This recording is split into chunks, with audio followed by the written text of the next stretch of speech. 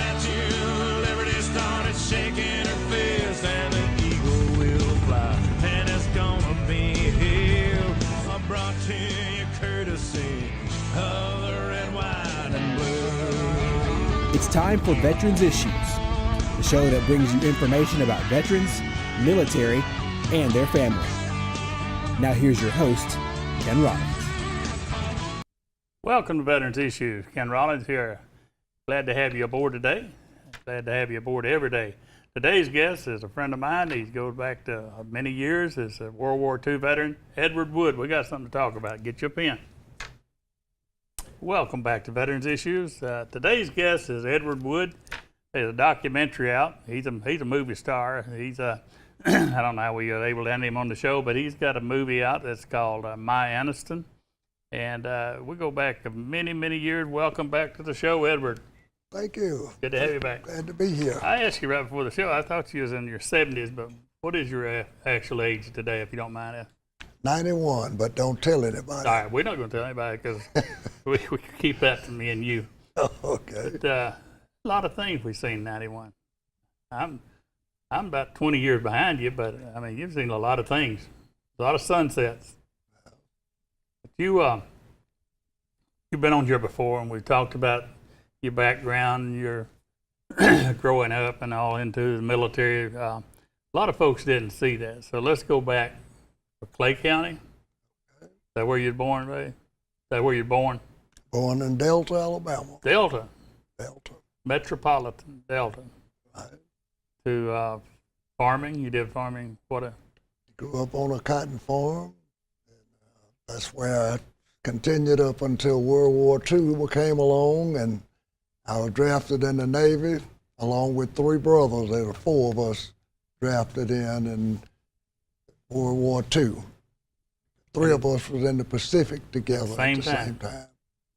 See, in Vietnam, you didn't have to do that. If one brother was there, the other brother didn't have to go in. You know, there's like you only had one doing it. So there was me and my two brothers there at the same time. So I got a call from Red Cross, being the senior one, that they offered me to go home. I said, no, I just got here. I'm not, But that always amazed me to know that three of y'all were in the Pacific at the same time. And was all of you in the Navy? No, there were two of us in the Navy. One was in the Army, and one was in the Marine Corps. Wow. When they drafted you, they say you have a choice to go into each. Whatever.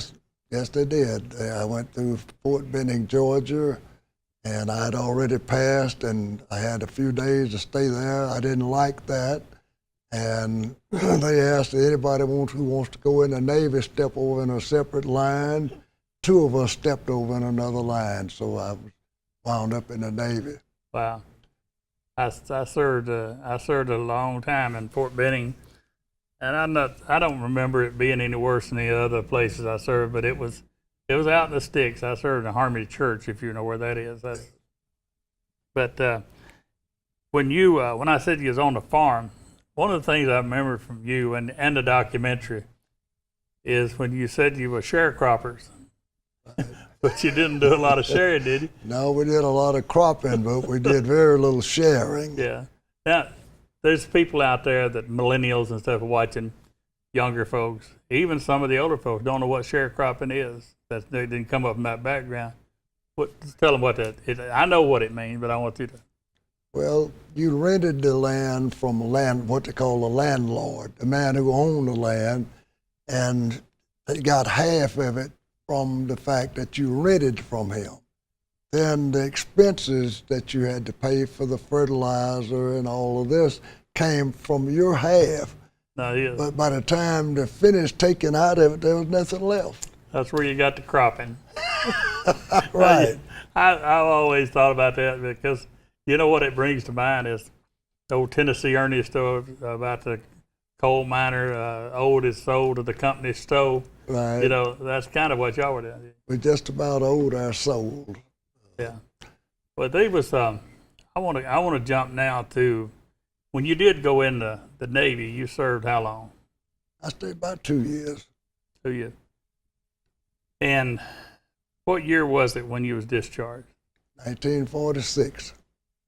1946. And they was that was a different time than we have even in the 60s when the tumultuous, it was going through all the stuff with the Vietnam War and all the stuff, even the Korean War before that. There was the thing about what the younger generations out here, when I say younger, I'm talking about the people in their 50s, are not aware of, was segregation the way it was back then. They know, some of them know segregation under the Wallace era and stuff like that, but they don't know segregation before then. That you were wearing a uniform of your country, but you still had to go to the rules of the segregation. Right. And there was an instance you told, I don't know if it's on the DVD or not, but the part about when you got on the bus, the seats were empty. Tell that story. Yes, we had to sit in the back. They had a white line across the bus in the floor, and blacks had to sit behind the white line. And no matter how many vacant seats was in front of the white line, blacks could not sit there. You could stand in front of the white line, but you could not sit in front of the white line. See, that the reason I want you to tell that is not being bitter and looking back, but it's an informative, educational thing for people out there that think they know what it was like. You know, I see people today talking about racism and stuff like that, and they really don't know what you and I know. And I'm not, you're older than me by a couple hours, but there still was a different thing back in then. I want to say, y'all don't really, when he's out there crying about racism now, you don't really know what racism is, what I want to tell them. I can tell you, I put Edward Wood out there and put you to shame. But that was the story that you told. And I don't remember again if this on the DVD. I hadn't seen it long. I got it with me. You ain't got yours, but I got mine. But you told about when you got home back to Clay County. You remember that story? What the old fella told you about get that Navy uniform on? Oh, yeah. Now, see, I want to say this. He wasn't just coming in civilian clothes. You was wearing your military-issued Navy uniform proudly. And he said what? Well, I had one of the people there that I recognized him. He was one of the farmers, one of the landlords, and he asked me where did I steal that uniform from. And I told him I didn't steal it. Uncle Sam put it on me. And he said, oh, ain't no niggers in the Navy. You better pull that uniform off before some of these white folks take it off of you. I said, well, you're white. But he decided he didn't want to take it. And a smart move on his part, because I know Edward would. But that's for you to be able, I told you, I was sitting in my vehicle earlier. When I went to school, I learned about Lewis and Clark expedition and things like that. If they had been up on the stage with their coonskin hats on and stuff like that, it would have been very interesting to me. But you are walking to, you speak to a lot of groups about your life and times. I think you were just in Chattanooga, were you? Yes, just a few weeks ago, I was in Chattanooga for 2 days and nights, and I'm getting calls from all over the country and outside of the country. As a matter of fact, I got a call from Germany, and I got a call from France. But I'm 91 years old now, and I'm not able to follow up on many of these. I was very active in the civil rights movement. I'm not going to lie about it. That. I was one of the first blacks who sat on the front seat of a bus in Anniston, Alabama. And I'm not bragging, I'm not angry. It's just a fact of life. It was. That's what we were talking about earlier, is the day of your DVD is a lot about the burning of the bus on Mother's Day, 61, I believe it was. That's correct. You, if you look at those pictures, you see a lot of people. You see a lot of white male around, and then some women in the pictures. But there was nobody wearing Klan hoods, but every one of them were Klan members, or part of the Klan. I mean, I've been members, may not have been dues payer, but they were a part of the Klan out in Anniston, Alabama. And people, they looked just like everybody else. They didn't dress out with a pointed hood and stuff like that. But that was that was a day that remain in the memory of a lot of people. There's a effort to build a memorials to remember that, because we have to remember where we were, but they don't remember without you telling them, and others that'll step out and tell it like it is and say what was said, not sugarcoat it. Sounds good to the ear, because there was some brash language, and just because you wore the uniform of this nation, you didn't get the respect that I got, and I didn't get that much, but I did get it for I was in Vietnam, which was, get away from us type war.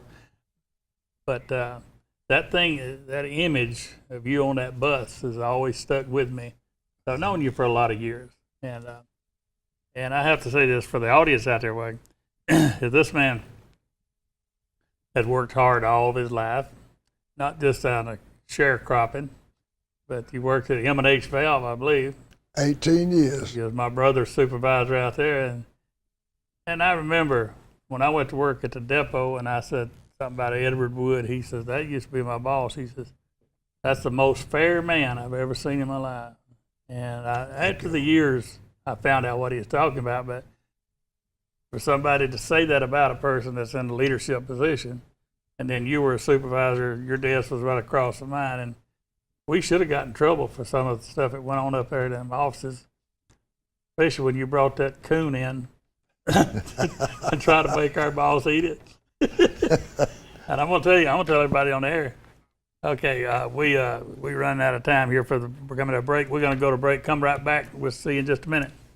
Welcome back to Veterans Issues. I just got chewed out by the director here for running over in that first part, but when I'm talking to Edward Wood, I get carried away because I really enjoy it. Even though I've known you for 35, 40 years, I could tell some stories, things I pulled on you, and probably some things you pulled on me. But I want to talk about something that's your other pride and joy. You got a grandson named Dante that's a helicopter pilot. That's correct. And the last I seen was a helicopter flying over the Statue of Liberty when there was something going, maybe the flood, Sandy, the flood that came up in New Jersey that time, and there was an Army helicopter flying over the Statue of Liberty. That was your grandson flying that helicopter. Right. And he teaches people how to fly. But you just told me he's over in Iraq again. Yeah, he's back over there for the 6th time. It's real cool over there, ain't it? I talked to him just a few days ago, and he said the weather was 117 degrees where he's stationed right now in Afghanistan. He didn't just go by himself, but his whole unit went. They're in Afghanistan. I thought he was in Iraq, but he's in Afghanistan. This is the 6th time for him. Man. That is. But he's been in for some time now. He's making a career of it. And, he's been promoted to Chief Warrant Officer, and he flies a Chinook. That's one of the helicopters with the prop on each end of it. I got a buddy that lives over 2 blocks up from you on Berkshire. And he was a crew chief on a Chinook. He got all them pictures, but they have backed that thing up to load and unload troops. They'll let that back door down and still flying, back that thing up to the door and load troops while it's still in the air, and they run up that ramp to get in there. It's amazing what they do. But that's a workhorse of the military. Oh, yes. But I'm proud of him, proud to know him. But you got another son, Pee Wee, and we ain't talked about him in a long time. He was with the engineers, something like that. Well, that's my son. Yeah, I know. He lives in Chattanooga, Tennessee. He's retired now. He worked for TVA when he came out of college. This was the first job that he acquired, and this is still the last job. He retired from TVA, and he works now for a group of doctors. He does their computer work. I don't mean physically computer, but he takes care of their program. Mm-hmm. So, Yeah, stuff like you and I know about. We know a lot about, don't we? I don't know anything about one. He asked me the other day, he was home visiting, and he asked me the name of the ship I was on during World War II. And I told him USS Natoma Bay. So he walked over to my computer in a couple of minutes. He There's a said, "You want to picture. see your old ship and your crew?" And we decommissioned my ship in Norfolk, Virginia in 1946. So he pulled my crew up and my ship. I had a chance Wow. to see them. That's amazing. Yeah, I did that for a friend of mine, but I call it a boat. You know how you Navy guys are. Don't want to call you. Don't want to hear about no boat. That reminds me. I want to tell this because it is part of the DVD. The folks that can't get it. There's a famous drugstore located in downtown Anniston. Been there for years, and it had a fountain over here where you could get. Well, over here it had a fountain, hamburgers and all this kind of thing, milkshakes. Over here was a pharmacy where you get your medicine. No divide, no wall. It's just here you get your medicine. Over here you get your hamburger and a Coke. But you went in there one time with Pete Wade. Tell that story. Well, I went to, there was Weichel Drug Company. It was on the corner of 10th and Noble. And I went to get the prescriptions filled, and my son, Edward, we called him Pee Wee, was about 4 years old, and I had him with me. I was very, very proud of him. So we went in the front door, and the pharmacist was in the back. So they had a lunch counter about middle ways, and people were eating sandwiches, hamburgers, and so forth. So he wanted a hamburger. I couldn't tell him why he couldn't have a hamburger. I couldn't tell him that they did not serve black people other than prescriptions. So he started crying and grabbed my hand and started jerking on my hand. I finally just picked him up in my arms, carried him out the door, and he was crying and I was crying. And about the time I walked through the door, somebody hollered and said, "Did you want something, boy?" And I said, "No." And so I made up my mind that day that I was going to do what I could to change that situation. So in my experiences, I had a chance to sit across the table from Governor George Wallace. Spoke to him just like I'm speaking to you, and he was just foaming at the mouth. And he sat there and talked to me and told me that day, he said, "I'm a politician." He said, "Don't listen to what you hear me say when I come out talking on television." He said, "I'm trying to be governor and president." He said, "But go home and get your people registered to vote. Once you put me in office, I'm going to do something for y'all just like I'm going to do for them." Mm-hmm. And you know, you probably remember before he died, he was apologizing for the position that he took. And I didn't get I'm to tell you out sorry. there, but I had my personal visit with him. We run down and run out of time, but I just wanted, that story about Pee Wee. I want the folks out there just to imagine that you can go in a place to buy something, but you can get this, but you can't get this because your skin color. And that was a horrible time. But we could do this for hours. Will you come back again when you're 99? Thank you. You just invite me. I got you on television saying that now, so you got to do it. All right, we got to go to a break. Come back. We got news that you can use. Stay right there. Be right back. Welcome back to Veterans Issue. I appreciate Edward Wood coming on doing the show today, and he's already promised to come back on here when he's 100, or maybe it was 99, but whatever. We're going to hold him to that. Y'all help me, remind me. But very, very interesting and educational for everybody out there. I want to remind you about the September the 11th ceremony we're going to have up in the park on September the 11th of all days. It's a Tuesday, I believe it is. And we're going to have Governor Ivey there. We'll have Steve Marshall, the Attorney General. We'll also have John Merrill, the Secretary of State, and a lot of the locals. And we're going to dedicate the official Firefighters Memorial for the state of Alabama. And we're going to unveil the name of Tracy Sanders, the chief that lost her life in the line of duty here locally. And the governor then will unveil her name. So at 11 o'clock on the 11th of September, we want you to be there. And going to have some great music, and other folks will be having things to say. And I'll be there to shake your hand and thank you for coming. If you got a loved one that you want to give a gift and you can't figure out what they need, let's say it's your wife or your grandson or your daughter or somebody that needs the house clean, there's a company that's called S&B Cleaning Service, and the phone number is 256-454-4616. I'm gonna tell you, they did a job at my house, and it's a miracle what they did. I've just never seen anybody do that. They call it deep cleaning, and their star service. But I don't get anything from this advertising except the fact that I'll help you. If you got any offices that you'd like cleaned or anything like that, these are your people. If you got a power chair out there that you no longer need, that got good batteries in it, I got veterans that need them. They're not qualified for them, so they can't get one, but they need to go to their mailbox and up and down the street to gossip.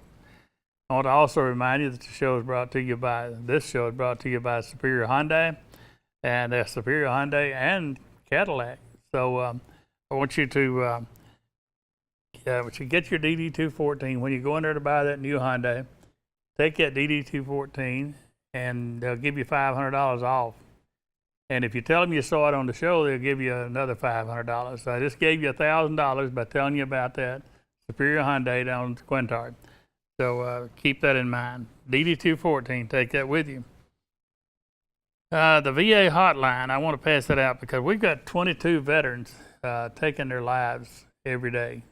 22 a day. Think about that. And Alabama has a higher rate than the average in the nation. So the crisis line is 1-800-273-8255, and then when the voice comes on, press 1. You'll be surprised how many veterans out there in trouble. They just need somebody to talk to. And if you want to be able to give them the right information, keep that number handy, and they'll need it. Now, here's a group that really helps veterans. It's Wounded Warrior Alabama, and their email or their website is woundedwarrioralabama@gmail.com, 256-458-2715. If you got a veteran in need, that's who you call, and you tell them I gave you the information. And this week's salute, let's see if we've got, I want to do the Alan Ray Chafin Marine Corps Detachment. They do a lot of stuff for us. We'll see you here next week on Veterans Issue. We're going to salute.